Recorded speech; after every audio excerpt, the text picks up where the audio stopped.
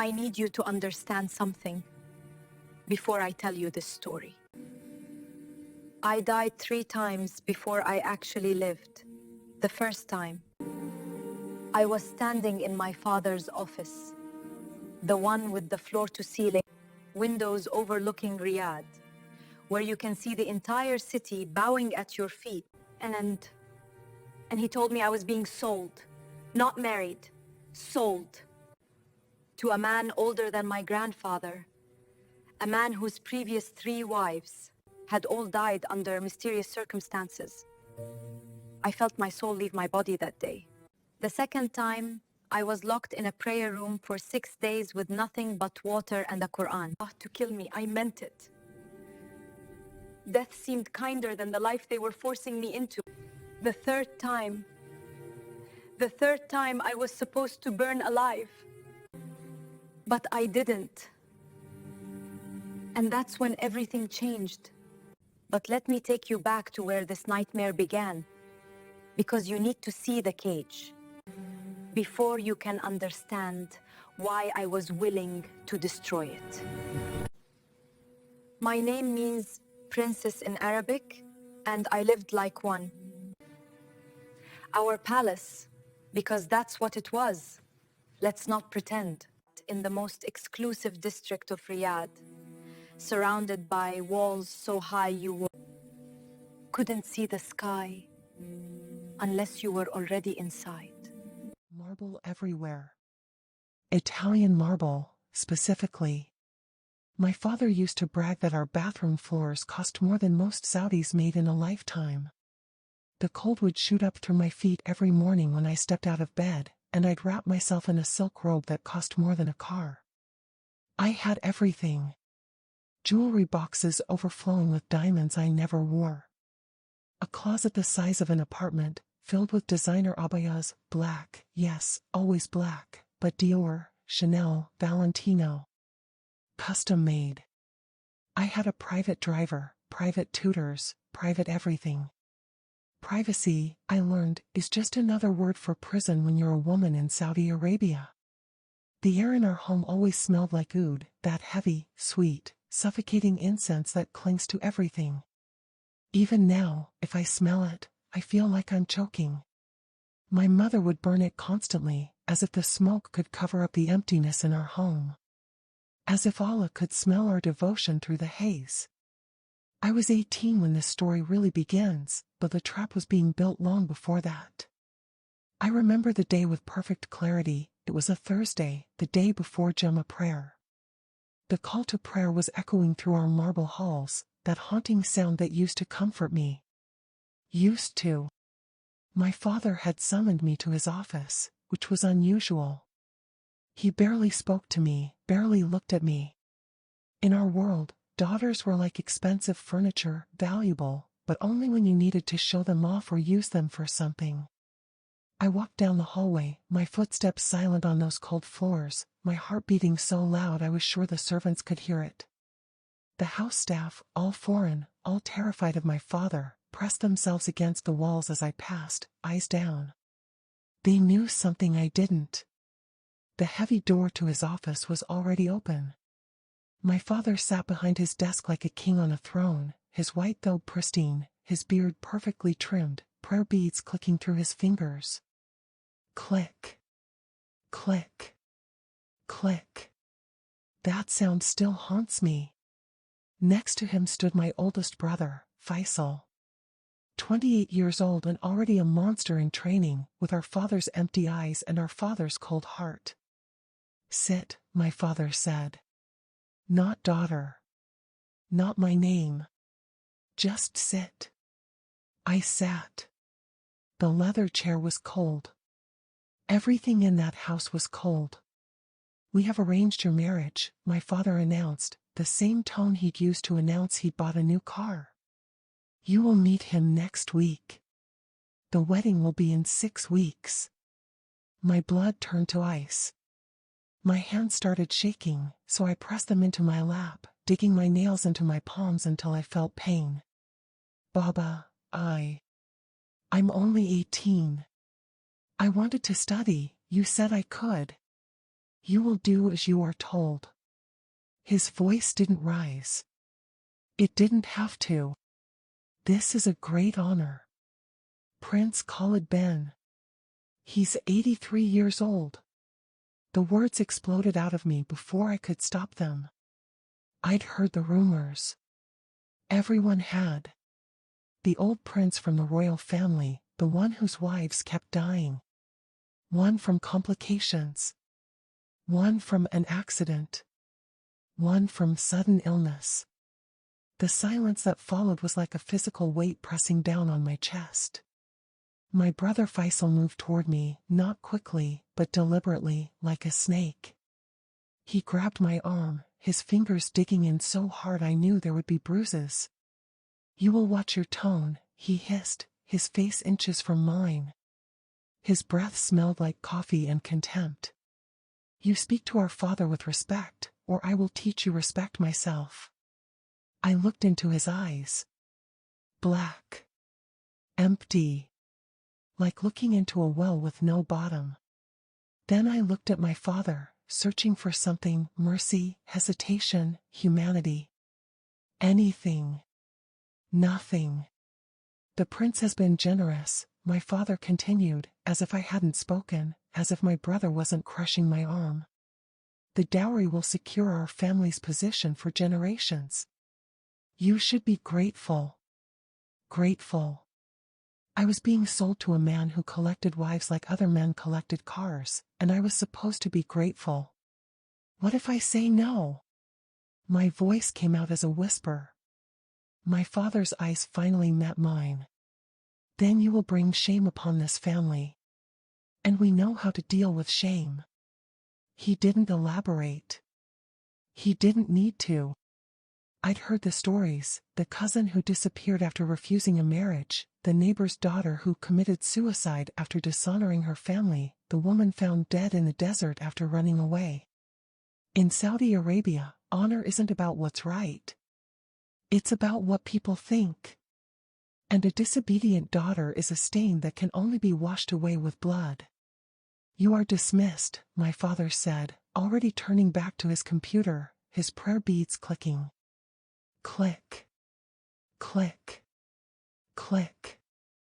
Faisal released my arm and shoved me toward the door.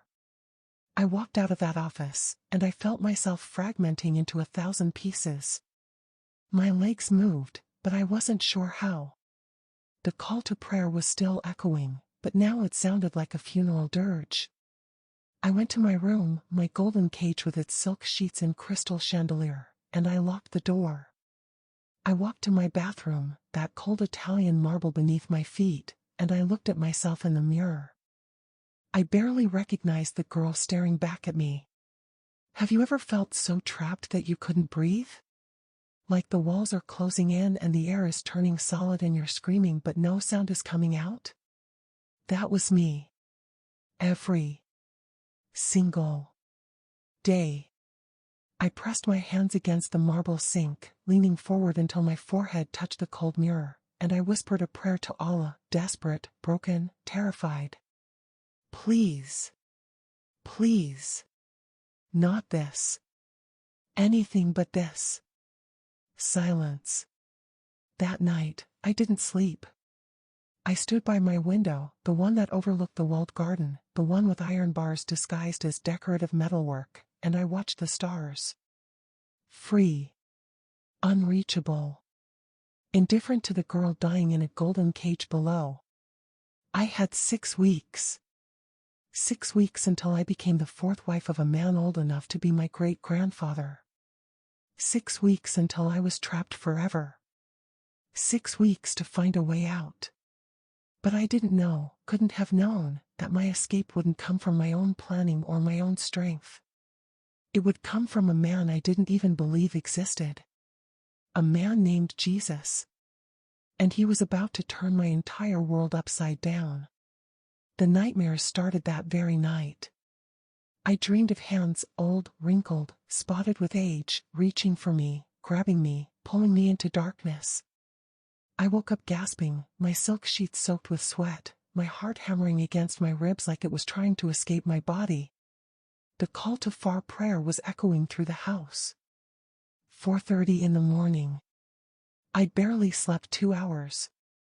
I did my ablutions like a robot. Washed my hands 3 times. Rinsed my mouth 3 times. My nose, my face, my arms, my feet. The water was cold, but I barely felt it.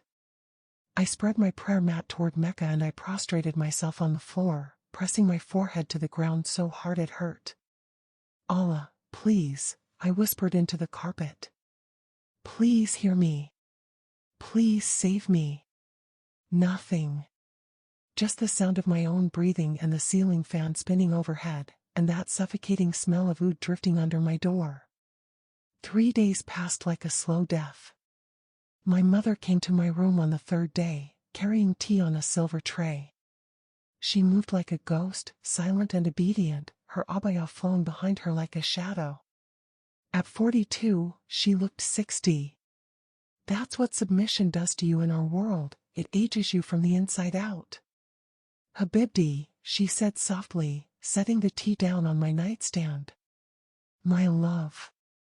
The tenderness in her voice made me want to scream. You must accept this. Fighting will only make it worse. I stared at her. Worse than being married to a man who's killed 3 wives? Her hand flew to her mouth, her eyes darting to the door as if my father might materialize from thin air. Hush. You cannot say such things. They were accidents, illnesses. Ami, please. I grabbed her hand, squeezing it desperately. Please help me. Talk to Baba. Tell him I'm too young, tell him. She pulled her hand away like I'd burned her. Your father has spoken. Her voice was flat, dead. A woman's honor is in her obedience. This is Allah's will. How do you know it's Allah's will? The words came out sharp, bitter. Did he tell you? Did he speak to you?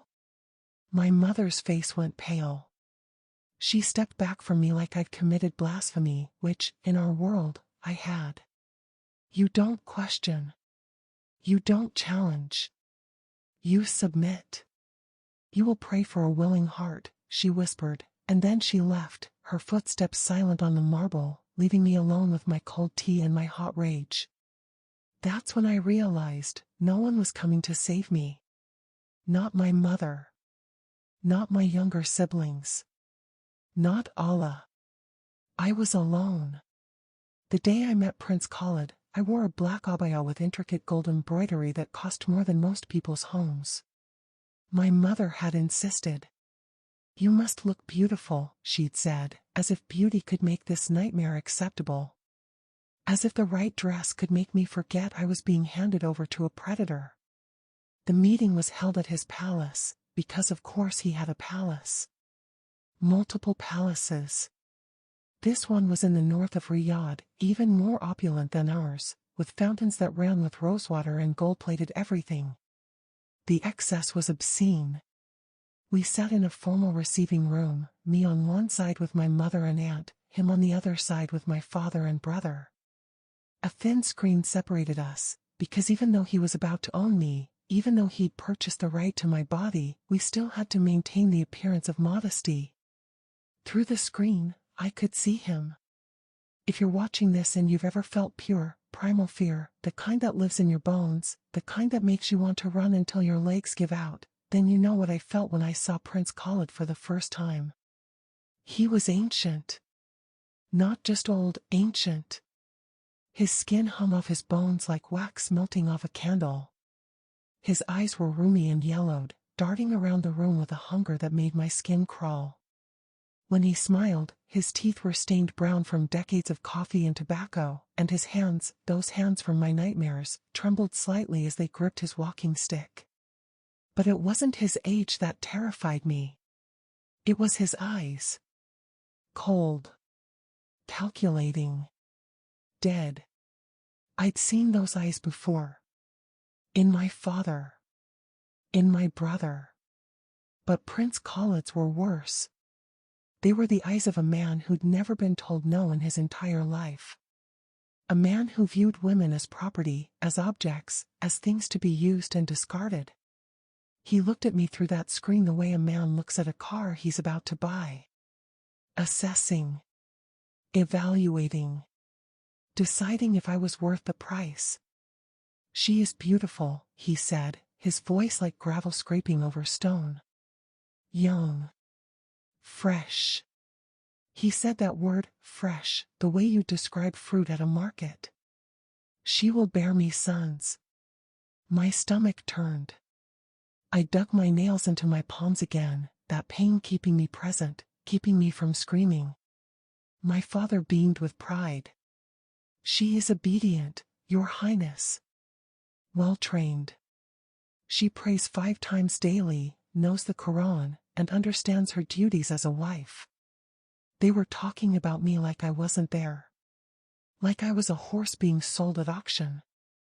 "I want to hear her voice," Prince Khalid said suddenly, leaning forward. "Speak, girl. Tell me, are you honored to become my wife?" The room went silent. My mother squeezed my hand in warning. My aunt's breath hitched. Through the screen, I could see my father's jaw clench, see my brother Faisal's hand move to his belt. I had 2 choices, lie and seal my fate, or tell the truth and face the consequences. I lifted my eyes to the screen, looked directly at those dead eyes staring back at me, and I spoke. "I am obedient to my father's wishes." Not yes. Not honored. Just those carefully chosen words, compliant enough to avoid immediate punishment, empty enough to deny him the satisfaction. Prince Khalid's smile widened. He liked it. He thought my fear was modesty, my horror was shyness. Men like him always do. "She has spirit," he chuckled, that awful rattling sound in his chest. "I will enjoy breaking it." My blood turned to ice. He said it so casually, like he was discussing the weather. Like breaking me was just another item on his to-do list. And my father, nodded and smiled. The ride home was silent. I sat in the back of our Mercedes, staring out the tinted windows at Riyadh passing by, women in black walking like shadows, men in white walking like gods, the Kingdom Tower piercing the sky like a sword.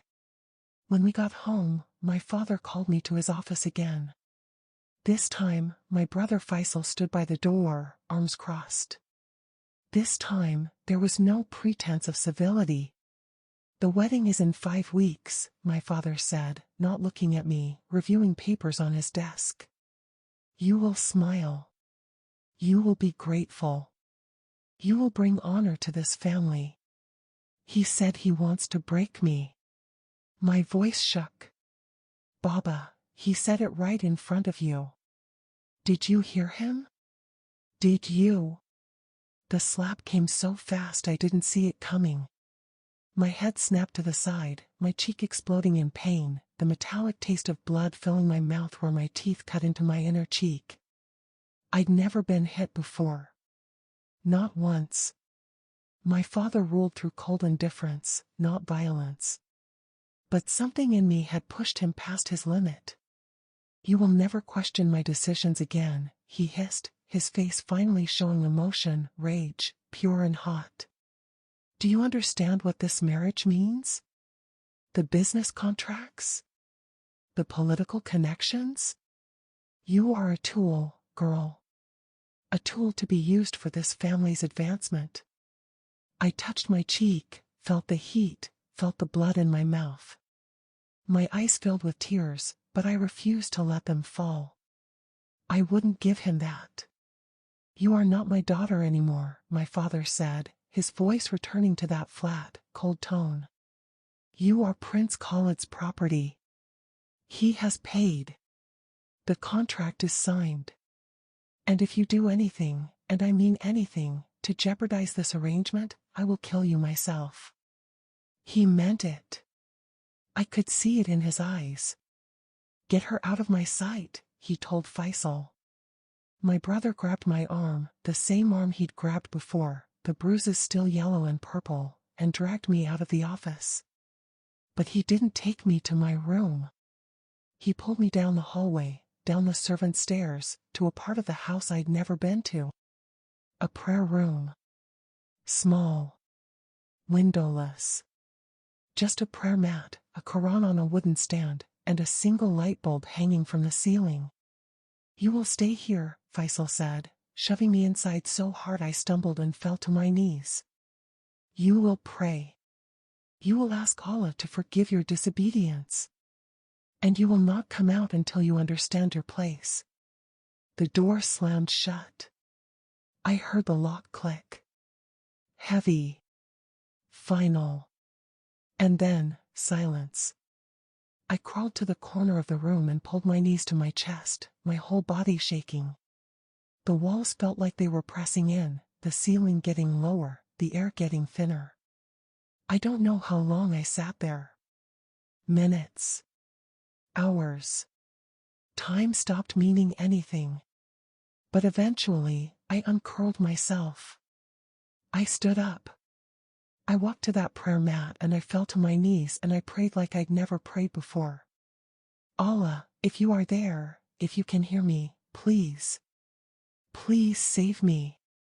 Please show me a way out. I will do anything. Anything. Just please, don't let me die in that man's house." I prayed through the call to Maghrib. Through Isha. Through the night. My knees ached. My back screamed. My voice went hoarse from reciting every surah I knew. Silence. No peace. No answer. No rescue. Just me, alone in that tiny room, with a God who either couldn't hear me or didn't care.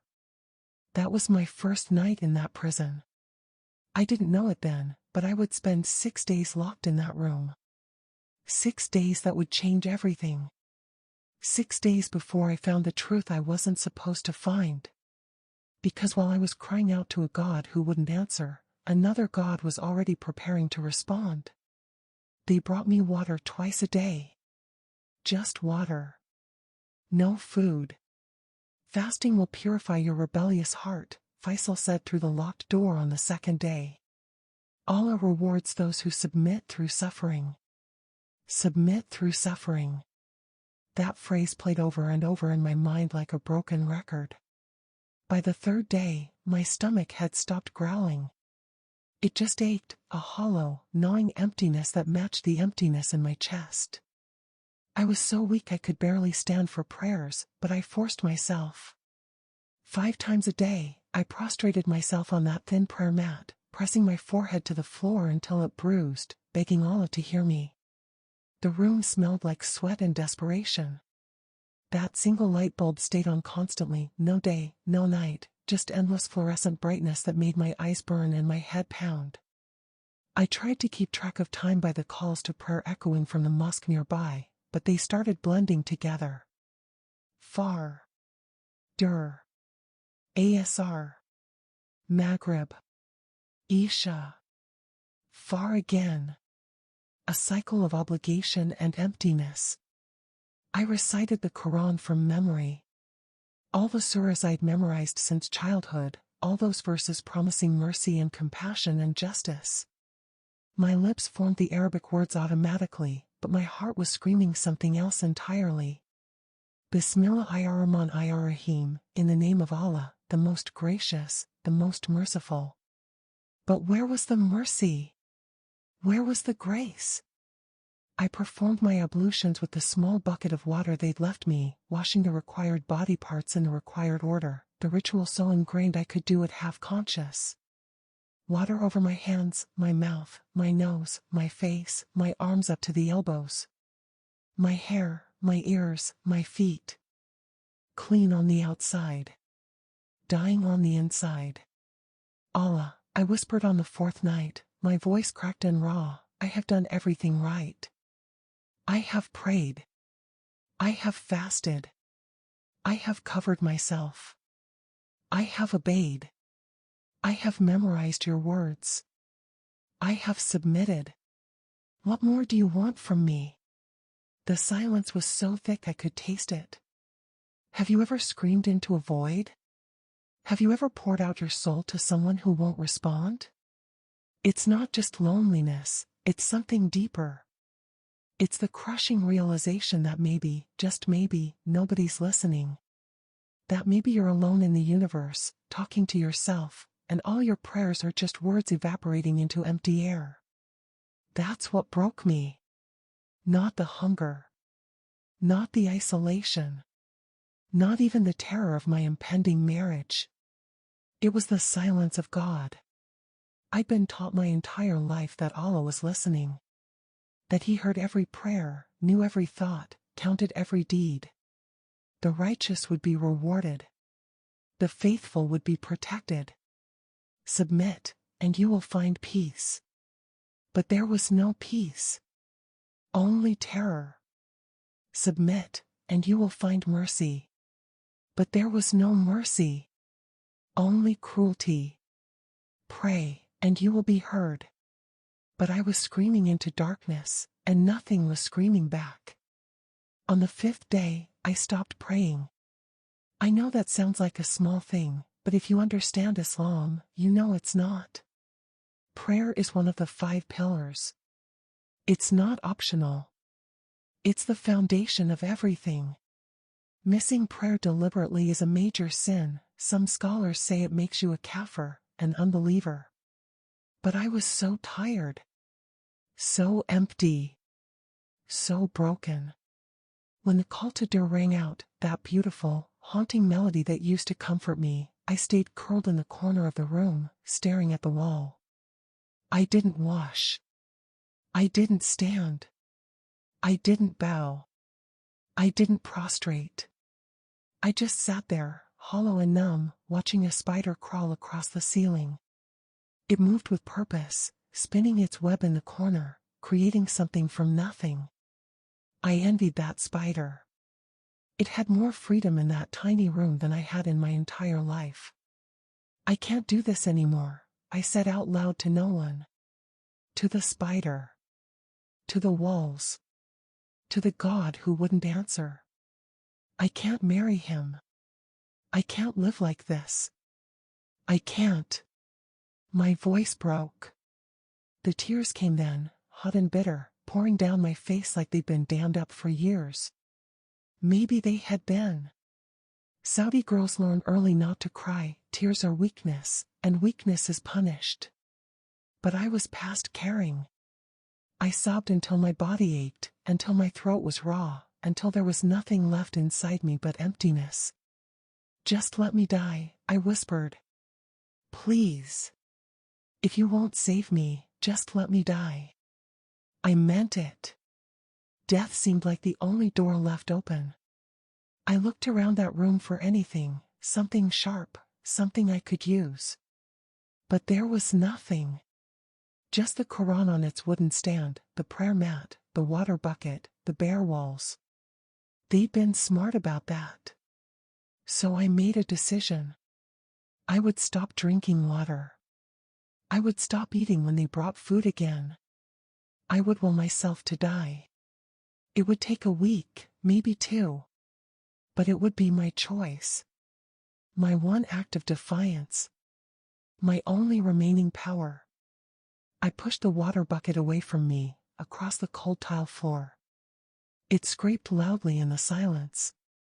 And then I lay down on my side, facing the wall, and I closed my eyes. I'm done, I said to the ceiling, to Allah, to whoever might be listening. I'm done fighting.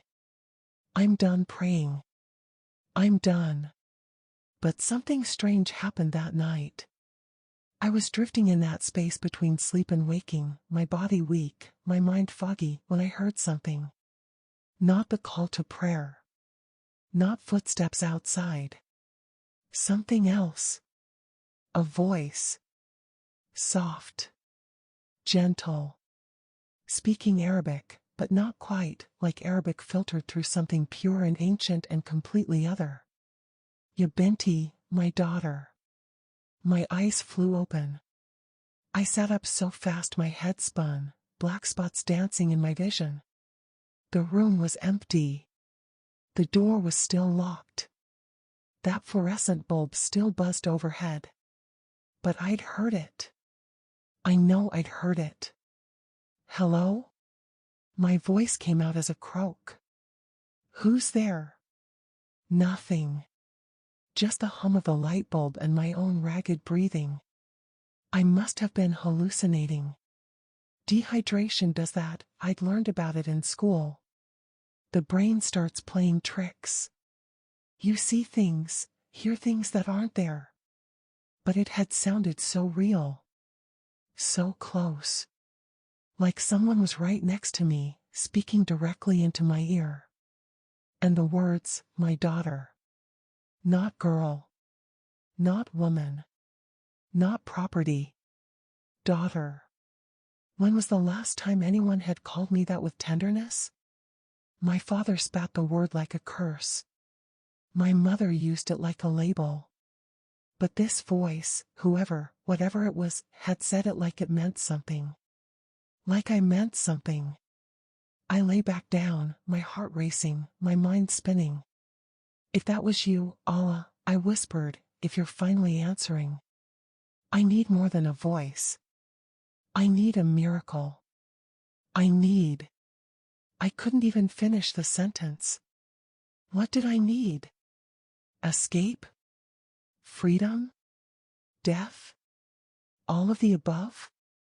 Sleep eventually took me under, pulling me down into dreams that made no sense, flashes of light, the feeling of warm hands on my shoulders, a presence that felt like sunlight, if sunlight could be a person. They opened the door on the 6th morning. I was so weak I couldn't stand. Faisal had to send 2 servants to carry me out. They half-dragged me through the halls, up the stairs, back to my room, my beautiful, terrible golden cage. My mother was there, waiting. She gasped when she saw me. I must have looked like death. 6 days with only water, no sleep, crying until I had no tears left. My eyes were sunken, my lips cracked and bleeding, my skin gray. Oh, Habibti, she breathed, rushing forward. She brought food, dates, bread, yogurt, all my favorites. The smell made my stomach clench painfully. You must eat, she urged, pressing a date to my lips. Slowly. Your father has agreed to let you out. He says you've learned your lesson. Learned my lesson. Like I was a dog being trained. I took the date. Chewed mechanically. It tasted like ashes. The wedding is in 3 weeks, my mother continued, her voice falsely cheerful, like she was talking about a party instead of my execution. We have so much to prepare. Your dress, the henna, the ceremony. Ami. I looked at her, really looked at her. Do you remember what it was like? Your wedding night? She froze, the color draining from her face. You were 15, I continued, my voice flat. Baba was 35. Did you love him? Did you want it? Or did you just submit? That's enough. Her voice shook. You're speaking foolishness. Fatigue and hunger have made you irrational. I heard a voice, I said suddenly, not even sure why I was telling her. In the prayer room. Someone called me daughter. Someone who wasn't you or Baba. My mother's eyes widened, and for a moment, just a moment, I saw something in her face. Fear. That was shaitan, she hissed, making the sign against evil. The devil speaks sweetly to lead you astray. You must pray more, read more Quran, strengthen your faith. My faith is dying, Ummi. The words came out cold and certain. Maybe it's already dead. She slapped me. Not as hard as my father had, but hard enough. Her eyes filled with tears, whether from rage or grief, I couldn't tell. I will not lose you to hell, she whispered fiercely. I will not watch my daughter become kafir. You will pray. You will obey. You will marry Prince Khalid. And you will forget whatever lies the shaitan whispered to you in that room. She left, taking the food with her, locking my door from the outside. I was alone again. But this time, something was different. That voice, real or imagined, Allah or devil or hallucination, had planted something in me. A tiny seed of rebellion. A question I'd never dared to ask before. What if everything I'd been taught was wrong? What if Allah wasn't listening because Allah couldn't hear? What if I'd been praying to silence my entire life? And what if this was the terrifying thought that kept me awake that night? What if there was something else out there? Someone else? Someone who actually answered? I didn't know it then, but that question, that tiny, dangerous question, was the beginning of everything. In 3 weeks, I would be married to a monster. But in 3 weeks, I would also discover the truth that would save my life. The truth that would cost me everything. The truth that goes by one name, Jesus. The house arrest lasted another week. My door stayed locked. Meals came 3 times a day now, my mother making sure I gained back the weight I'd lost, making sure I looked healthy for the wedding. Beautiful for the slaughter. My younger sister Layla would sometimes sit outside my door and talk to me through the wood, telling me about her day, about the preparations, trying to pretend everything was normal. But nothing was normal. I spent hours staring at the ceiling, that question echoing in my mind like a drumbeat. What if everything I've been taught is wrong? It was blasphemy. It was spiritual suicide. In Saudi Arabia, questioning Islam doesn't just risk your soul, it risks your life. Apostasy is punishable by death. Not metaphorical death. Actual beheading in a public square. But I couldn't stop thinking it. I'd done everything right. I'd prayed 5 times daily since I was 7. I'd memorized surah after surah. I'd fasted during Ramadan until I was dizzy. I'd covered every inch of my body except my eyes. I'd submitted to my father, to my brothers, to every male authority in my life. And where had it gotten me? Locked in a room, waiting to be handed over to a predator, with a God who wouldn't even whisper back. That voice in the prayer room haunted me. Ya binti, my daughter. Allah has 99 names in Islam. The merciful. The compassionate. The all-knowing. The all-powerful. But never Father. We were told that was shirk, the unforgivable sin of comparing Allah to humans. Allah was Master, Lord, Judge. Not Father. So whose voice had I heard? The answer came in the most unexpected way. On the 8th day of my confinement, my sister Layla convinced my mother to let her bring me my iPad, for Quran apps, she'd said. My mother had agreed, probably thinking religious content would fix me. Layla handed it through the door with a strange look on her face, half scared, half excited. I loaded the Quran app, she said loudly for whoever might be listening. Then she leaned closer and whispered, but I also cleared your browser history. If you search for anything, no one will know. She left before I could ask what she meant. I stared at the iPad in my hands, my heart starting to pound. The internet. I had access to the internet. In our house, everything was monitored. Our father had IT specialists who checked our devices regularly, software that flagged inappropriate content. But Layla had somehow bought me time. My hands were shaking as I opened the browser. What was I even looking for? What could Google possibly tell me that would change anything? I typed slowly, carefully, why doesn't Allah answer prayers? The results were all Islamic websites with the same answers. You're not praying correctly. You're not worthy. You have hidden sins. Be patient. Allah's timing is perfect. Trust the plan. I'd read all this before. It didn't help. It never helped. I deleted the search and typed something else, something more dangerous. Is Islam true? My finger hovered over the search button for a long moment. This was the edge of the cliff. Once I jumped, there was no going back. I pressed it. The results shocked me. Websites I'd never heard of. Testimonies from ex-Muslims. Christian sites. Atheist sites. Jewish sites. Arguments for and against Islam I'd never been allowed to see. In Saudi Arabia, these sites were blocked. But Layla must have installed a VPN. I clicked on a testimony, a woman from Iran who'd left Islam. Her story was like looking in a mirror. The emptiness. The unanswered prayers. The suffocating rules. The realization that she was following a religion out of fear, not love. And then she wrote something that made me stop breathing. I cried out to God, not Allah, but the real God, and I said, if you're real, show yourself to me. I don't care what religion you belong to.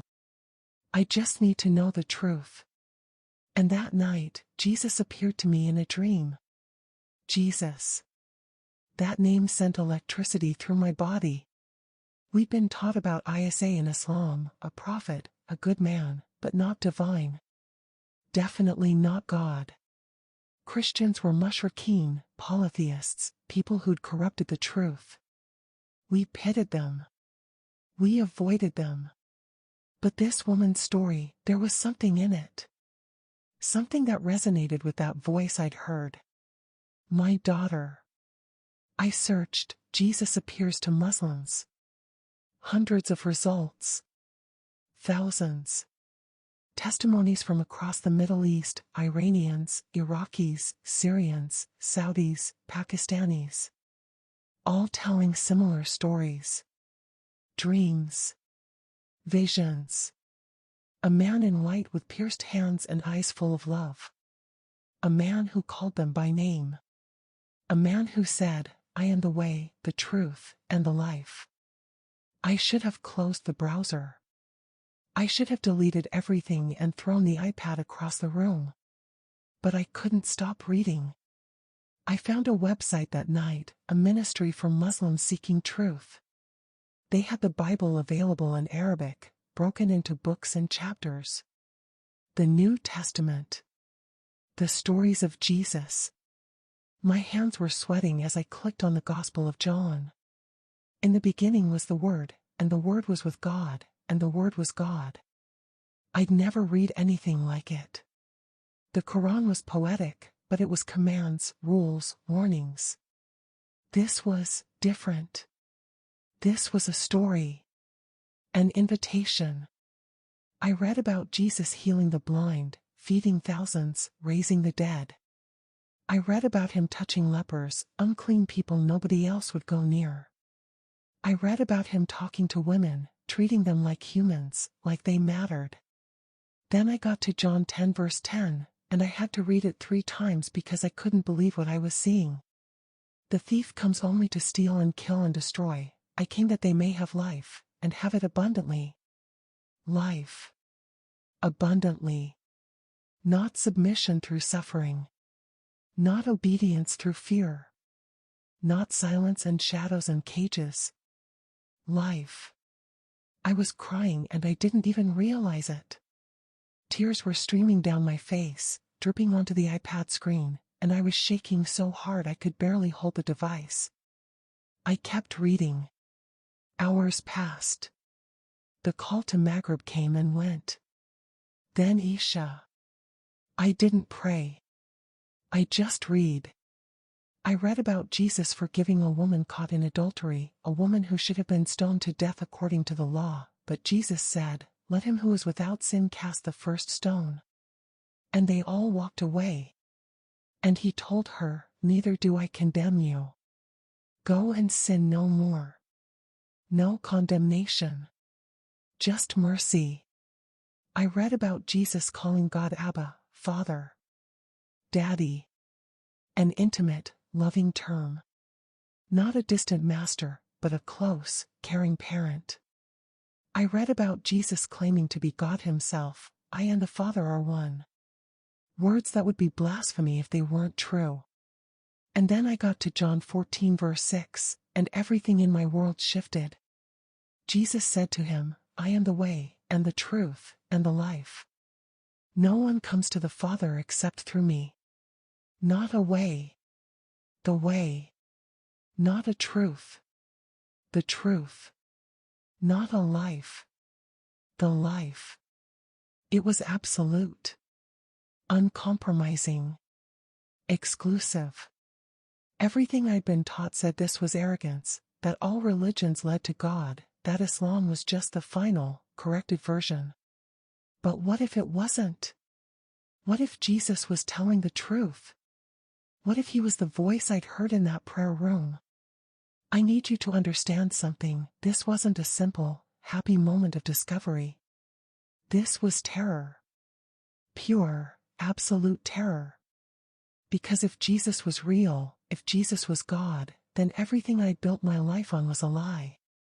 My family's religion was a lie. The Quran was a lie. Muhammad was a lie. Everything.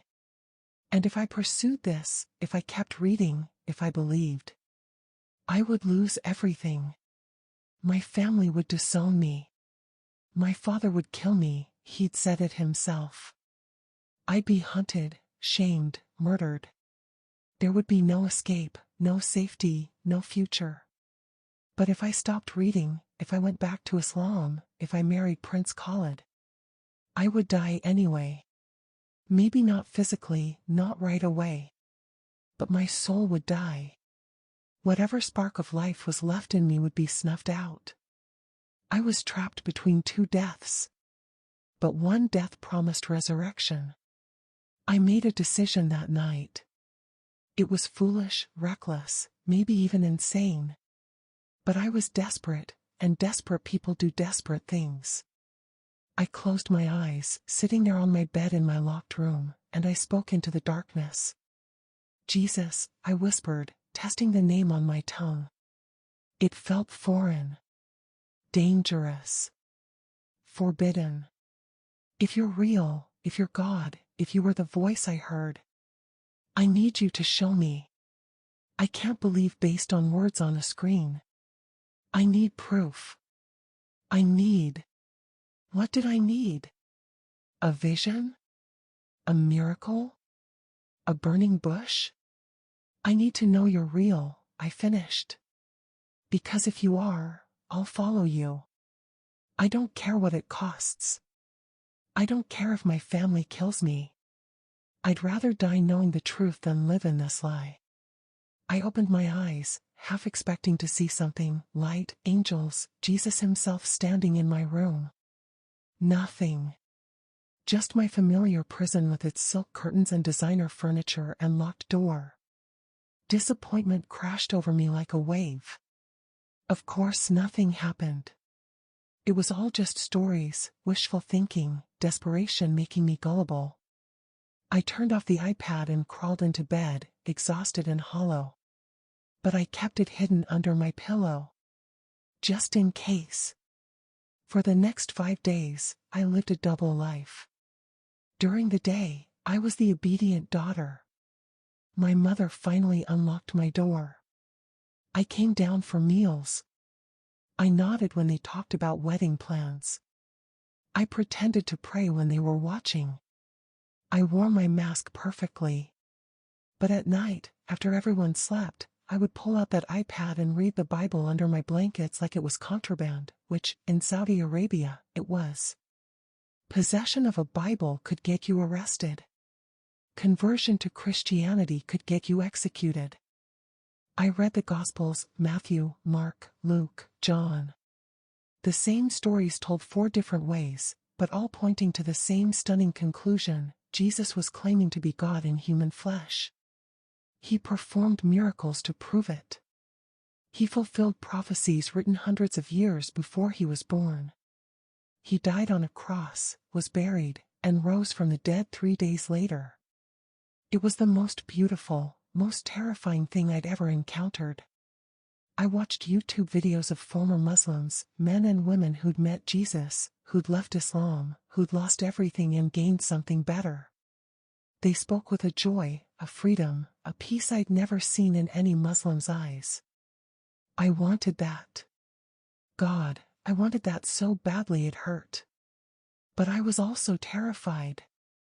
Because accepting Jesus meant rejecting Muhammad. It meant calling my entire family wrong. It meant apostasy. It meant death. On the 13th night, 2 weeks before my wedding, I lay in bed staring at the ceiling, my heart at war with itself. Jesus, I whispered into the darkness, I want to believe. But I'm so afraid. Give me a sign. Please. Something undeniable. Something that will prove you're real and you're listening and you're. I heard footsteps in the hallway. I shoved the iPad under my pillow and closed my eyes, pretending to sleep. My door opened. Someone walked in. I could hear breathing, feel a presence standing over my bed.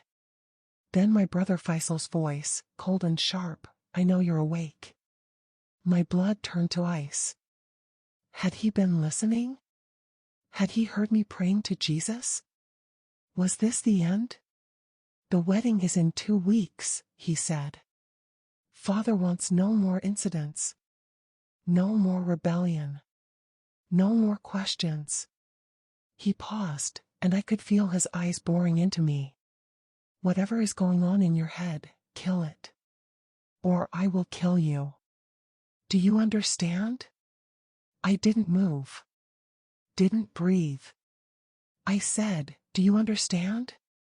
Yes, I whispered. He left, closing the door behind him. I heard the lock click. I lay there shaking, tears streaming down my face, my heart hammering so hard I thought it might explode. And then I felt it. Warmth. Like hands on my shoulders. Gentle. Reassuring. Real. And that voice again, clearer this time, speaking directly into my heart. Do not be afraid. I am with you. I will never leave you. I will never forsake you. Peace flooded through me, peace that made no sense, peace that shouldn't have been possible in that moment. But it was there, undeniable and real. I knew then. I knew with absolute certainty. Jesus was real. And he was calling me. The question was, would I answer? I couldn't sleep that night. The warmth from those invisible hands lingered on my shoulders like a physical presence.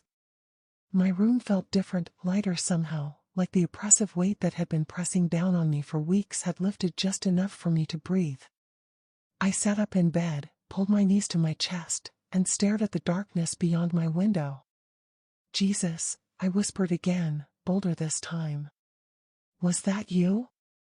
Please. I need to know this is real. I need to see you. Nothing happened. The house was silent except for the usual sounds, the hum of the air conditioning, distant traffic from the street beyond our walls, my own heartbeat thundering in my ears. I waited for an hour. Then 2. The call to far would come soon. I should sleep. I should prepare myself for another day of pretending. But I couldn't. Something inside me knew with a certainty I can't explain, that this night was different. That something was about to happen. So I did something I'd never done before. I got out of bed, fell to my knees on the cold marble floor, not facing Mecca this time, but facing that empty corner of my room, and I prayed. Not in Arabic. Not with the ritualistic words I'd memorized. In my own words, from my own broken heart. Jesus, I don't know how to pray to you. I don't know the right words or the right way. But these Muslim prayers aren't working. This religion isn't working. I'm dying inside, and I need what those people in the testimonies have. I need what makes them smile even after losing everything. I need proof that you're real, that you care, that you can actually save me. My voice cracked, tears streaming down my face. In 2 weeks, they're going to marry me off to a man who will destroy me. I'd rather die than let that happen. So if you're real, if you're God, if you actually love me the way the Bible says you do, please. Show me. I'm begging you. I need a miracle. I stayed there on my knees, weeping into my hands, my body shaking with sobs I'd been holding in for months. All the fear, all the rage, all the desperation poured out of me like a dam breaking. And then, the room changed. I don't know how else to describe it. The air itself felt different, thicker, charged, alive. The temperature dropped, and I could see my breath misting in front of my face even though the air conditioning wasn't that strong. The hair on my arms stood up. My skin prickled with goosebumps. And light began to fill my room. Not from any lamp. Not from the window. It was coming from everywhere and nowhere at once, a soft, golden light that didn't hurt my eyes but somehow illuminated everything, revealing colors I'd never seen before, making the ordinary objects in my room look vivid and new. I couldn't move. Couldn't breathe. My entire body was frozen, locked in place by a mixture of terror and awe so intense I thought my heart might stop. And then I saw him. Jesus was standing in the corner of my room. I need you to understand, this wasn't a ghost. This wasn't a vision like in a dream where everything is fuzzy and symbolic. This was real. More real than anything I'd ever experienced. More real than the floor beneath my knees or the tears on my face. He was tall, taller than any man I'd known. He wore a white robe that seemed to glow from within, as if the fabric itself was woven from light. His hair was dark and fell to his shoulders. His feet were bare, and I could see scars there, wounds that should have healed but remained as testimony to something I didn't yet understand. But it was his face that undid me. I've seen powerful men my whole life. Saudi princes with their arrogance and cold authority. Religious leaders with their judgment and rigid piety. My father with his empty cruelty. My brother with his casual violence. Jesus looked nothing like them. His face was strong but gentle, powerful but kind. His eyes, oh God, his eyes, they were like liquid gold, like pools of light that saw everything, knew everything, but held no condemnation. Only love. Pure, overwhelming, unconditional love that crashed over me like a tsunami. When his eyes met mine, I felt completely exposed. Every sin, every doubt, every ugly thought I'd ever had was laid bare before him. I should have felt shame. I should have felt terror. But all I felt was loved. Loved in a way I'd never experienced. Loved completely, perfectly, without reservation or condition. Loved not for what I could do or who I could become, but for who I was right now, broken, afraid, faithless, desperate. I tried to speak, but no words came out. My throat had closed completely. Jesus smiled. And when he smiled, the room got brighter. The light radiating from him intensified until my room looked like it was filled with sunshine, even though it was the middle of the night.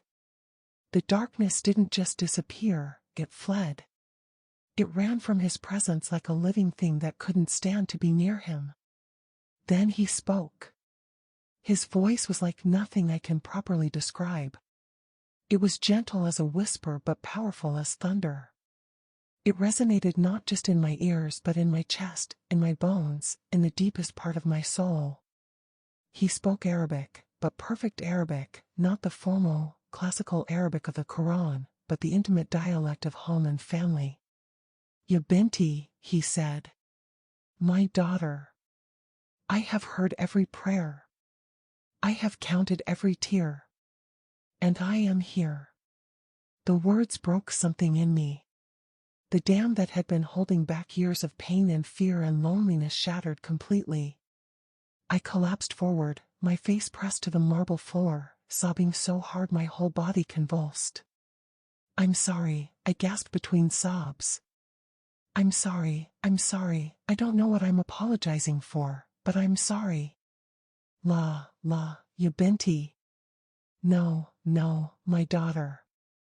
His voice was so tender it made me cry harder. You have nothing to be sorry for. You are not the one who needs forgiveness. You are the one who needs rescue. I felt his hand on my head. Listen to me carefully. When Jesus touched me, it was like being hit by lightning made of pure love. Warmth flooded through my entire body, starting from where his hand rested on my hair and spreading down through every nerve, every cell, every molecule. It wasn't just physical warmth. It was healing. I felt wounds I didn't even know I had, wounds from years of being treated as property, as worthless, as less than human, begin to close. The fear that had been my constant companion for 18 years started to dissolve. The depression that had wrapped around my heart like chains began to break. The shame that had told me I was dirty, broken, unworthy began to lift. I was being remade. Right there on the floor of my bedroom, I was being transformed from the inside out. Look at me, Jesus said gently. I didn't want to. I felt unworthy to lift my eyes to him. But his hand guided my chin up, and I found myself looking directly into those golden eyes again. You asked me for proof, he said, and there was a hint of amusement in his voice, not mocking, but warm, like a father gently teasing a beloved child. Here I am. But you didn't need proof, daughter. You already believed. Your heart knew the truth before your mind accepted it. I don't understand, I whispered, finding my voice at last. Why me? I'm nobody. I'm just a Saudi girl about to be sold to a monster. What do you want with me? Jesus' expression grew serious. He knelt down, God knelt down, until he was at eye level with me. His hands took mine, and I saw the scars there too. Holes in his palms, right through the flesh, marks of crucifixion that I'd read about but never truly understood. These, he said, showing me his hands, are the price I paid for you. Not for humanity in general. For you. Specifically. Personally. I knew your name before the foundation of the world, and I went to that cross knowing exactly who I was dying for. You are not just anything. You are mine. You are precious. You are worth everything to me. I touched the scar on his palm with trembling fingers. It was real. Rough. A wound that had healed but left its mark. Proof of sacrifice I couldn't comprehend. I'm supposed to marry Prince Khalid in 2 weeks, I said, my voice breaking. How can you stop that? My father has already been paid. The contract is signed. They'll kill me if I refuse. They'll. Do you trust me? Jesus interrupted, his eyes holding mine with an intensity that made it impossible to look away. Did I trust him? I'd known him for all of 5 minutes. I'd been a Muslim my entire life. Everything I'd been taught said this was a demon, a trick, a test from Shaitan to lead me astray. But those eyes, that love, that presence, no demon could fake this. No trick could feel this real. No test from Shaitan could bring this kind of peace. Yes, I whispered. I trust you. Jesus smiled again, and the joy on his face made me want to weep all over again. Then listen carefully. In 3 days, your father will try to kill you. He will discover your Bible, and he will bring you into the courtyard with your family as witnesses. He will give you one choice, burn the book and renounce me, or burn with it. Horror flooded through me. What should I do? You will choose me, Jesus said simply, as if it was the most obvious thing in the world. And when you do, I will show everyone, your father, your brother, your family, the servants, that I am God. The fire will not touch you. the book will not burn. And you will walk out of that house alive. How do you know? I asked, then realized how stupid the question was. I was talking to God. Of course he knew. But Jesus didn't rebuke me. He just smiled. Because I have already won your battle. The victory was secured 2,000 years ago on a cross outside Jerusalem.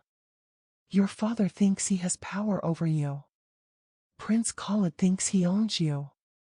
But they are wrong. You belong to me. And I protect what is mine.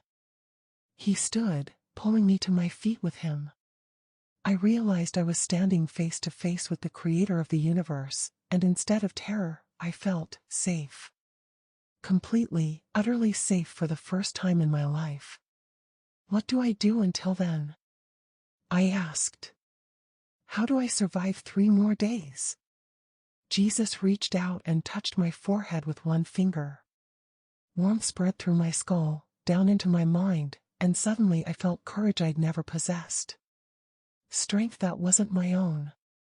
Peace that defied all logic. You read my word, he said. You pray, not the ritualistic prayers you've been taught, but real conversation with me. You talk to me like you're talking to me now. I am not a distant deity who needs to be appeased. I am your father, your friend, your savior. And I am always listening. Tears were streaming down my face again, but these were different tears. Not tears of despair, but tears of joy so intense it hurt. I love you, I said, not even thinking about it. The words just came out, natural and true. I don't know you, but I love you. I know, Jesus said softly. And I have loved you since before time began. I formed you in your mother's womb. I numbered every hair on your head. I collected every tear you've cried in a bottle. Not one moment of your suffering has been hidden from me. And all of it, has been leading you to this moment. To me. He stepped back, and the light around him began to intensify. Wait. I called out, panic rising. Don't go. Please don't leave me. I will never leave you, Jesus said, his voice already sounding distant as the light grew brighter. I am with you always, even to the end of the age. You cannot see me, but I am there. You cannot hear my audible voice, but I am speaking to your heart. Trust me, daughter. In 3 days, I will prove myself faithful. The light became blinding, pure white brilliance that should have hurt but somehow felt like an embrace. I had to close my eyes against it. And when I opened them again, he was gone. My room looked exactly the same. The furniture was in the same places. The clock on my nightstand said 4:47 a.m., Far would begin in 13 minutes. It was as if nothing had happened. But everything had happened. I looked down at my hands. They were shaking, but not from fear. From awe. From the lingering warmth of his touch. I touched my forehead where he'd pressed his finger and felt different. Stronger.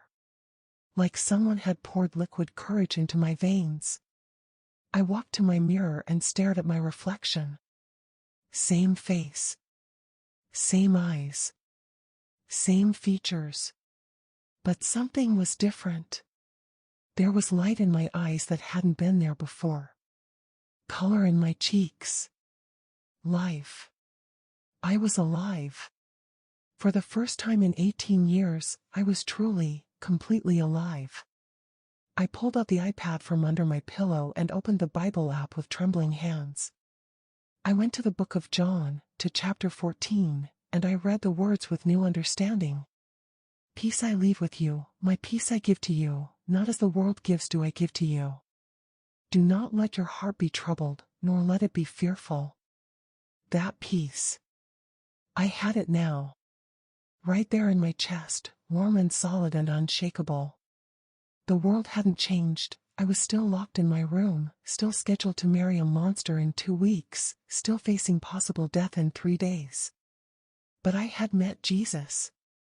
And somehow, that changed everything. I knelt by my bed, not facing Mecca, not following ritual, just kneeling as a daughter before her father, and I prayed. Jesus, I'm yours. I don't fully understand what that means yet, but I'm yours. Whatever happens in 3 days, whatever my father does, whatever it costs. I choose you.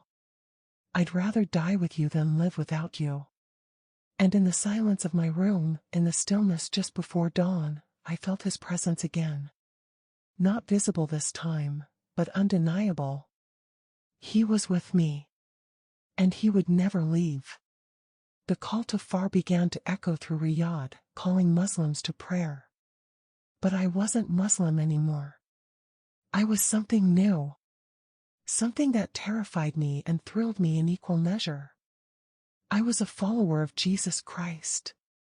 And in 3 days, the whole world, or at least my whole world, was about to find out. The next 3 days were the longest and shortest of my life. Time moved strangely, crawling when I was alone, racing when I wasn't. Every moment felt heavy with anticipation, like the air before a thunderstorm. I knew what was coming. Jesus had told me. But knowing didn't make the waiting easier. I spent every free moment reading the Bible. I devoured it like someone dying of thirst drinks water. The words that had seemed foreign and strange just days ago now felt like they'd been written specifically for me.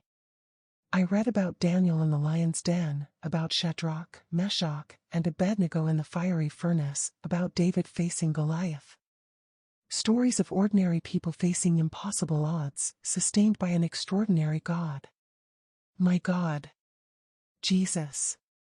I prayed constantly, not the ritualistic prayers of Islam, but real conversations.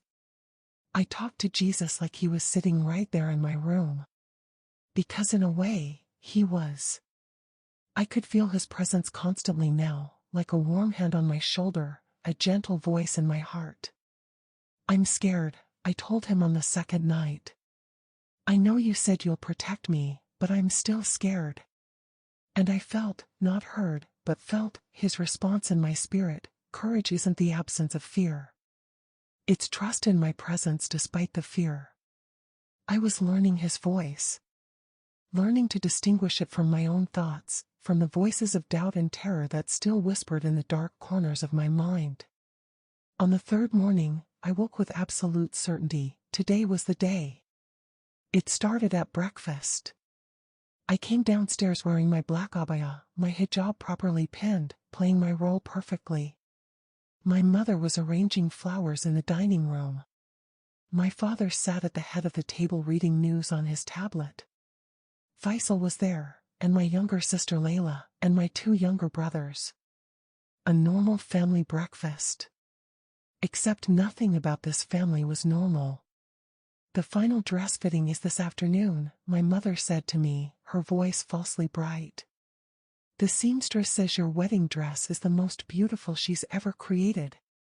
Prince Khalid will be so pleased. I said nothing.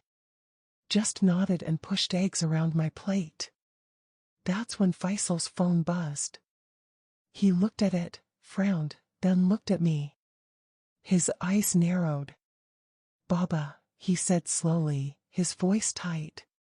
We may have a problem. My heart started pounding. This was it. I didn't know how he'd found out, but I knew. I could feel it. My father looked up from his tablet. What problem? Faisal stood and walked around the table until he was standing directly behind my chair. I could feel his presence looming over me, could smell his cologne mixed with something else, anger, suspicion. Our IT specialist sent me a report this morning, Faisal said. About internet activity on the household devices. Specifically, about one device that's been accessing, concerning content. The blood drained from my face. The VPN. Layla said I'd be safe, that the browsing history was cleared, but somehow they'd found out anyway. My father's face darkened. What kind of content? Christian content, Faisal said, his voice dripping with disgust. Bible websites. Testimonies of apostates. Videos of former Muslims claiming they found Jesus. He practically spat the name. The device was traced to Layla, but she confessed this morning that she gave her iPad to. His hand shot out and grabbed my hijab, yanking my head back so violently I cried out in pain.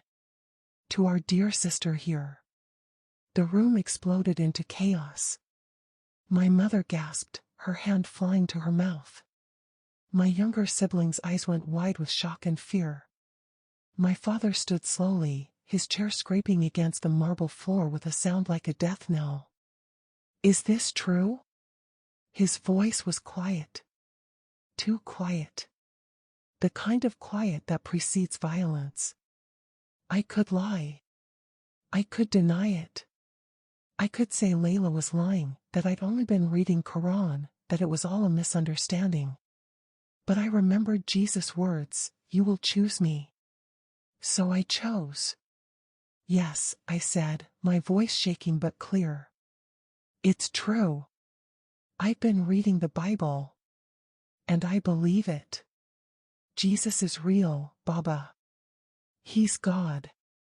And The slap came so fast I didn't see it. My father's hand connected with my face with such force that I fell off my chair, crashing to the floor. Pain exploded through my skull. I tasted blood. You dare, my father roared, his composure completely shattered. You dare bring this filth into my house? He kicked me in the ribs. Once. Twice. I curled into a ball, protecting my head, as pain radiated through my body. Baba, please, my mother started, but he turned on her with such fury that she shrank back. This is your fault, he screamed at her. You raised a kafir. An apostate. A whore who spreads her legs for Christian lies. I didn't, I gasped, but another kick cut off my words. Faisal joined in, dragging me up by my hair, his face twisted with rage. Where is it? He demanded. Where is the Bible? I didn't answer. I couldn't tell them it was digital, on the iPad they'd already confiscated from Layla. Find it, my father commanded the servants who'd gathered in the doorway, their faces pale with terror. Search her room. Tear it apart if you have to. Find any Christian material and bring it to me. 2 servants ran upstairs. I heard them in my room, drawers opening, furniture moving, my belongings being destroyed. Please God, I prayed silently. Please Jesus. Help me. And then I remembered, I'd written things down. Bible verses. Prayers. I'd kept a journal hidden in my closet, tucked inside a shoebox, thinking it was safe. It wasn't. 5 minutes later, one of the servants came down carrying my journal. His hands were shaking as he handed it to my father. My father opened it. His face went from red to purple as he read my handwriting. Jesus, thank you for revealing yourself to me. Thank you for loving me. Thank you for calling me your daughter. I renounce Islam. I renounce Muhammad. I accept you as my Lord and Savior. The silence that followed was more terrifying than the violence had been. My father closed the journal slowly. When he looked at me, his eyes were empty. Dead. I'd seen him angry before, but this was different. This was cold, calculated hatred. You have committed apostasy, he said, his voice flat. Under Islamic law, the punishment is death. Under the law of this family, the punishment is death. You are no longer my daughter. You are nothing. He turned to Faisal. Bring gasoline and wood. We will do this now, in the courtyard. Let the whole household witness what happens to apostates. My mother sobbed. Please, husband, she's just confused, she's young, we can fix this. She is dead, my father roared. She died the moment she chose that false god over the truth. Now she will burn like she deserves. They dragged me through the house, Faisal on one side, one of the male servants on the other. My siblings watched in horror as I was pulled past them. Little Layla was crying, reaching for me, but our mother held her back. I'm sorry, Layla sobbed. I'm sorry, I didn't know they could track it, I'm sorry. It's not your fault, I managed to say before they hauled me through the door into the courtyard. The courtyard was surrounded by high walls topped with broken glass and barbed wire, meant to keep intruders out, but really they kept us in. Palm trees provided shade around the edges. A fountain bubbled in the center, the sound of water almost peaceful. This beautiful place was about to become my execution ground. The servants brought wood, quickly, efficiently, terrified. They built a pile in the center of the courtyard, near the fountain. Faisal brought a gas can from the garage. The smell of gasoline filled the air, acrid and choking. My father dragged me to the woodpile and forced me to my knees in front of it. The entire household was being assembled, servants, drivers, my siblings, my mother, everyone. They formed a circle around us, witnesses to what was about to happen. You will watch, my father commanded them. You will all watch what happens to those who betray Allah, who betray this family, who betray their own blood. He held up my journal, waving it in front of my face. You wrote that you love Jesus. That you renounce Islam. That you would rather die than deny him. His smile was cruel, cold. Let's see if that's true. He placed the journal on top of the woodpile. You have one choice, my father said, his voice carrying across the silent courtyard. Burn this book. Renounce Jesus publicly. Return to Islam, beg Allah's forgiveness, and I will spare your life. You will still marry Prince Khalid. You will still serve this family's interests. But you will live. He pulled out a lighter, flicked it open so the flame danced in the morning sun. Or refuse, and you will burn with it. I will pour gasoline on you and light you on fire, and I will watch you die screaming. And when you are ash, I will tell everyone you committed suicide out of shame. No one will question it. No one will investigate. You will simply cease to exist. The lighter flame flickered in his hand. Choose. I looked at that flame. I looked at my journal sitting on the pile of wood, my handwritten prayers to Jesus visible on the open pages. I looked at my family, my mother weeping, my siblings terrified, the servants pale and shaking. I was 18 years old. I had my whole life ahead of me. All I had to do was say the words. Renounce Jesus. Go back to Islam. Survive. But then I remembered. I remembered Jesus standing in my room, light radiating from his wounds. I remembered his eyes, full of love that didn't demand but invited. I remembered his words. I went to that cross knowing exactly who I was dying for. You. He had died for me. Could I live without him? More importantly, did I want to? I looked my father in the eyes. No, I said clearly. I will not burn the book. I will not renounce Jesus. He is God. He is truth. And I would rather die knowing him than live denying him. My father's face twisted with rage. So be it. He poured gasoline over the woodpile. The fumes made my eyes water. He poured more, soaking the wood, soaking my journal, creating a pool around the base. Then he grabbed my arm and dragged me forward, forcing me to stand right next to the pile. Last chance, he hissed. Jesus is Lord, I said, and I meant it with every fiber of my being. My father's hand moved to pour gasoline on me. And that's when the wind started. It came from nowhere. One moment the air was still and hot, the next a wind was whipping through the courtyard with such force that palm fronds bent and the fountain water sprayed sideways. But it wasn't natural wind. It was warm, hot, even, and it moved in a circle around me, around the woodpile, like an invisible wall. My father stumbled back, the gas can falling from his hands. The lighter fell too, the flame going out. What? He started to say. And then the light came. The same golden light I'd seen in my room, but brighter now, more intense.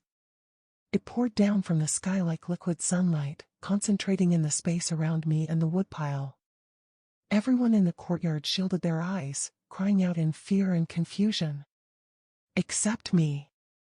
I stood in the center of that light, and I felt no fear. Only peace.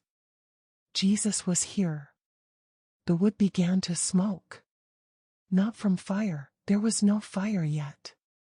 But from the sheer intensity of the light, the presence that filled the courtyard like a physical weight. And then he appeared. Not just to me this time. To everyone. Jesus stood between me and my Father, his white robe billowing in that supernatural wind, his face blazing with glory and righteous anger.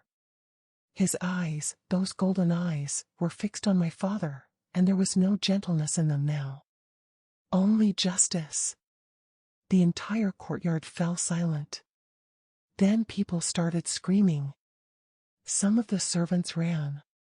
Others fell to their knees, covering their faces. My mother fainted. My siblings huddled together, terrified and confused. My father stood frozen, his face ashen, staring at Jesus like he was seeing a demon. What are you? My father whispered. Jesus spoke, and his voice was like thunder. I am. 2 words. But they carried such power that the ground itself seemed to vibrate. Windows in the house rattled. The fountain water stopped mid-flow, suspended in the air. I am the one she chose over you, Jesus continued, his voice filling every corner of the courtyard. I am the one who died for her. I am the one who calls her daughter. And I am the one who will protect her from your hands. He turned to look at me, and his expression softened. Love flooded his eyes, washing away the righteous fury. Light it, he said to my father, nodding toward the woodpile. Light the fire. My father's hands were shaking violently, but whether from fear or rage or both, I couldn't tell. This is a trick, he said, his voice breaking. Shaitan is deceiving us. I am not the deceiver, Jesus said, his voice hard as iron. I am the truth. And today, you will see the truth with your own eyes. Light. The fire. Faisal, my brother, had been standing paralyzed. But now he moved, whether from bravery or stupidity, I'll never know. He grabbed the lighter from the ground, flipped it open, and touched the flame to the gasoline-soaked wood. It ignited instantly. Flames roared up, orange and red and hungry, consuming the wood, reaching toward my journal that sat on top. The heat was intense. I should have stepped back, should have run, but I couldn't move. Jesus' hand was on my shoulder, holding me in place. The fire reached my journal. The pages began to curl from the heat. But they didn't burn. The flames licked at the journal, surrounded it, should have consumed it in seconds. But the pages remained intact. The ink didn't smudge. The cover didn't char. It sat in the center of that inferno, untouched, as if the fire was made of light instead of heat. Gasps echoed around the courtyard. My father stumbled backward, his face a mask of horror. Faisal dropped the lighter and fell to his knees. Impossible, my father breathed. This is impossible.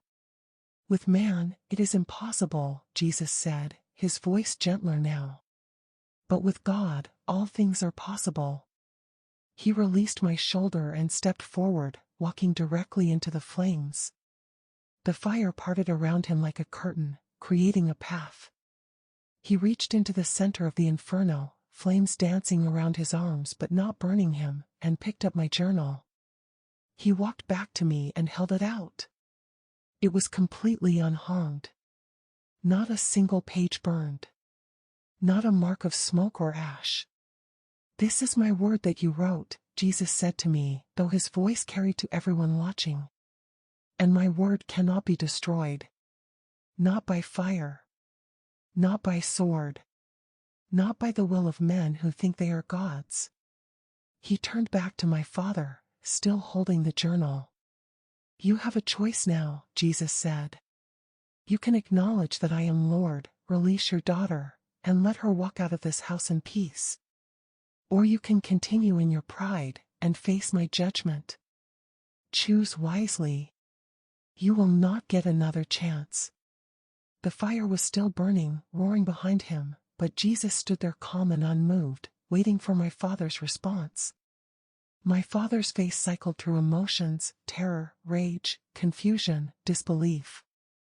He looked at the journal in Jesus' hands. He looked at the fire that hadn't burned it. He looked at Jesus himself, blazing with glory and power. And then he looked at me.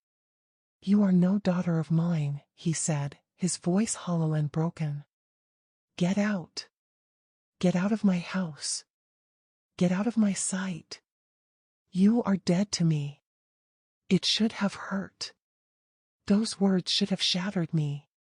But standing there next to Jesus, feeling his presence, holding the journal that had survived impossible fire, I felt free. "Go," Jesus said to me gently. "I will make a way." I walked toward the courtyard gate. The circle of witnesses parted before me like the Red Sea, no one daring to touch me, everyone staring with wide, terrified eyes.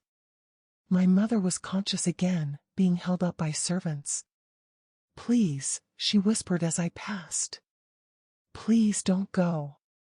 Please." "I love you, Ummi," I said, tears streaming down my face. "But I can't stay. Not anymore."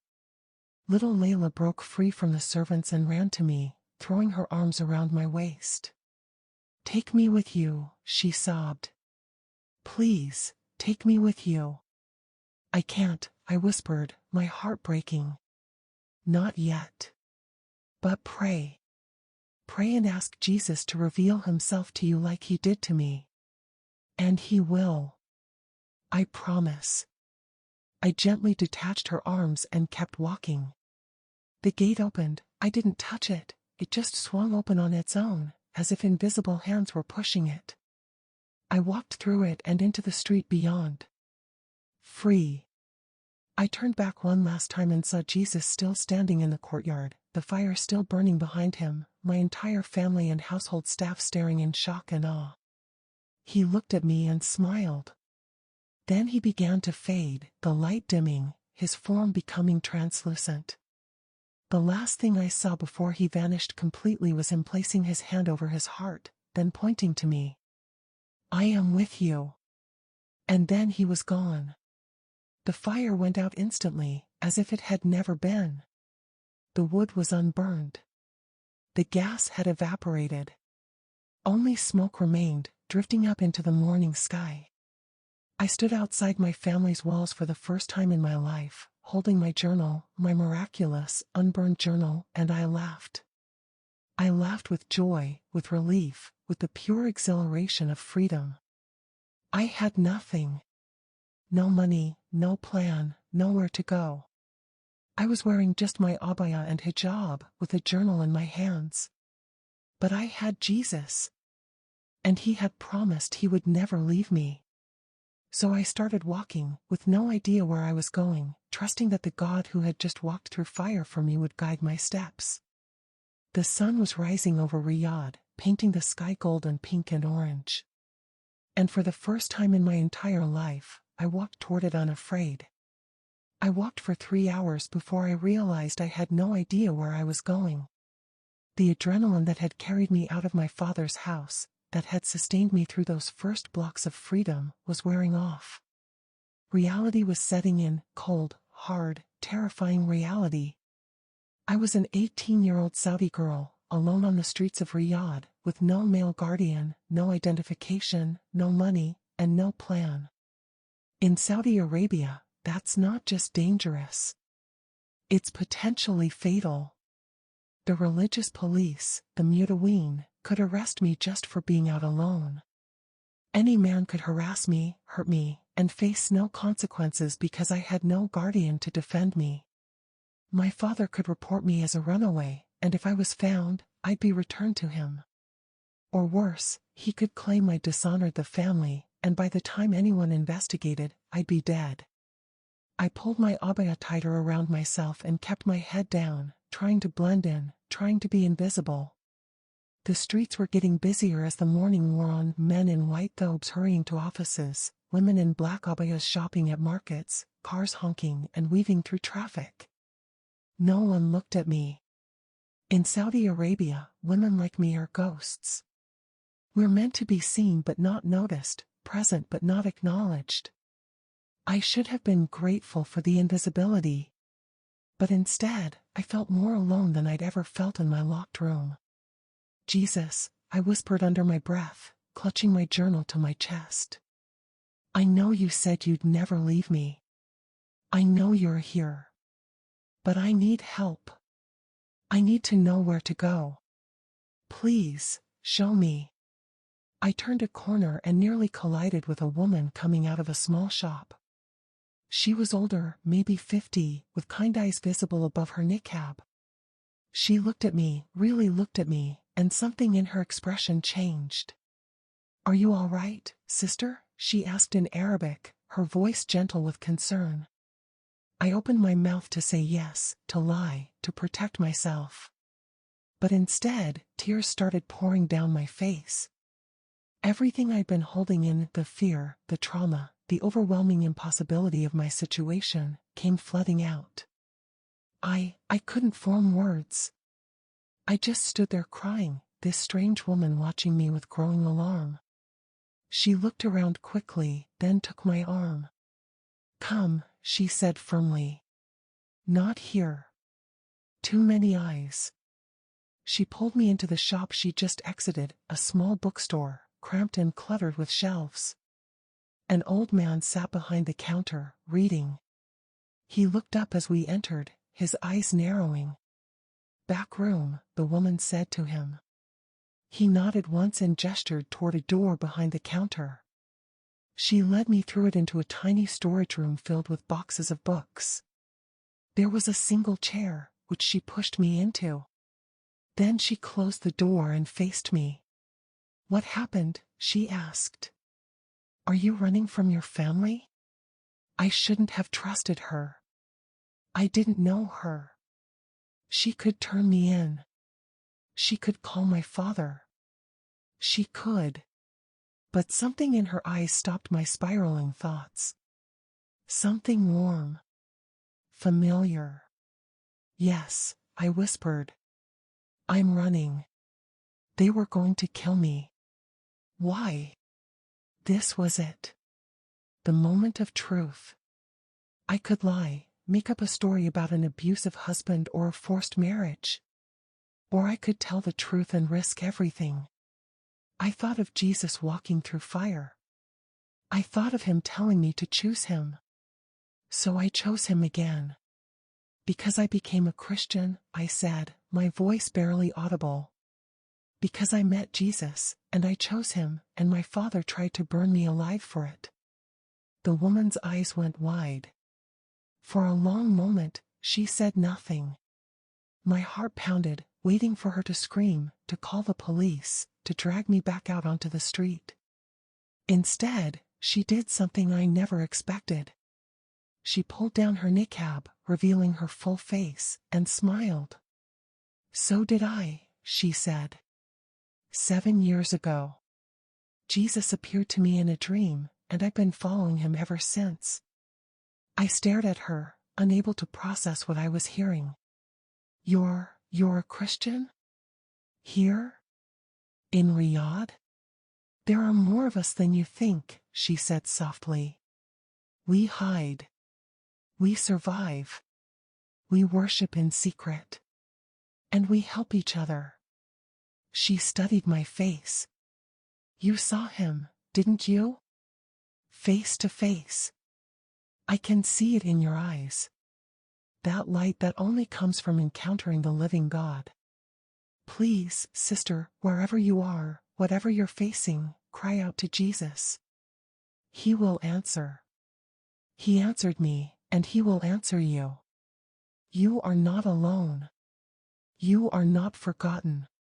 You are deeply, passionately, eternally loved.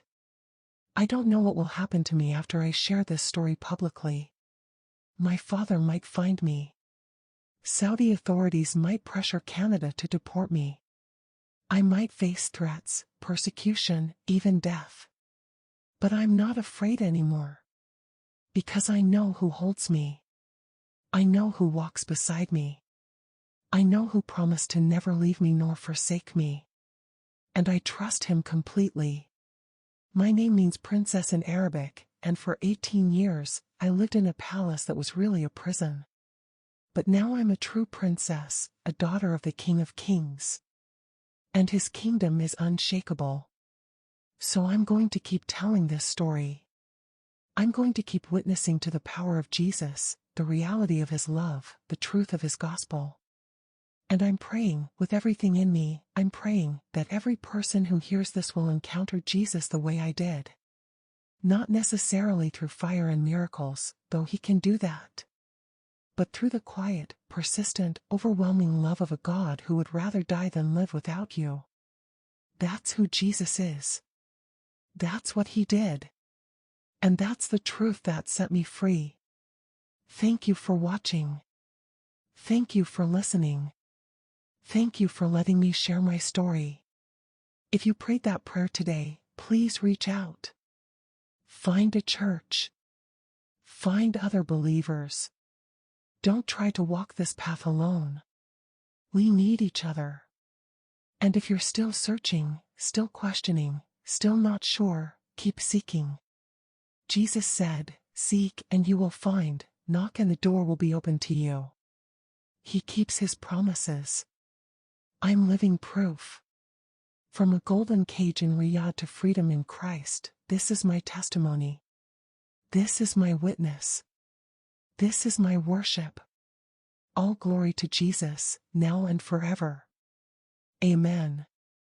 This testimony is dedicated to every woman still trapped in darkness, still crying out for rescue, still believing the lie that she is worthless. You are not. Jesus sees you. Jesus loves you. And Jesus is coming for you. Hold on.